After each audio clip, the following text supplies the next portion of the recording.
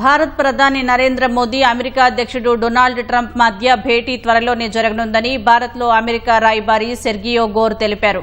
సరైన సమయంలోనే ఇరు దేశ అధినేతల మధ్య సమావేశం జరుగుతుందని ఆశాభావం వ్యక్తం చేశారు.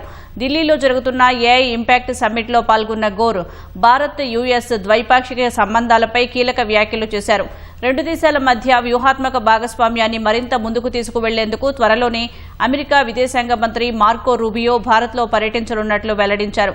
ట్రంప్ మోదీ మధ్య అద్భుతమైన స్నేహబంధం ఉందన్న గోర్ భారత్కు రావాల్సిందిగా ట్రంప్ను మోదీ ఇప్పటికే ఆహ్వానించారని చెప్పారు. ఇటీవలే రెండు దేశాల మధ్య మధ్యంతర వాణిజ్య ఒప్పందం కుదిరిందని, ఎంతో కాలంగా ఎదురుచూస్తున్న తుది వాణిజ్య ఒప్పందం కూడా త్వరలోనే ఖరారు కానున్నట్లు చెప్పారు. ఇరు దేశాల బృందాలు చర్చలు జరిపి ఒప్పందంపై సంతకాలు చేసుకునే స్థాయికి చేరుకుంటాయని తెలిపారు. తాము ఏదో చిన్న దేశంతో వాణిజ్య ఒప్పందం చేసుకోలేదని, ప్రపంచ ఆర్థిక వ్యవస్థను పరుగులు పెట్టిస్తున్న దేశంతో ఒప్పందం కుదుర్చుకున్నట్లు సెర్గియో గోర్ చెప్పారు.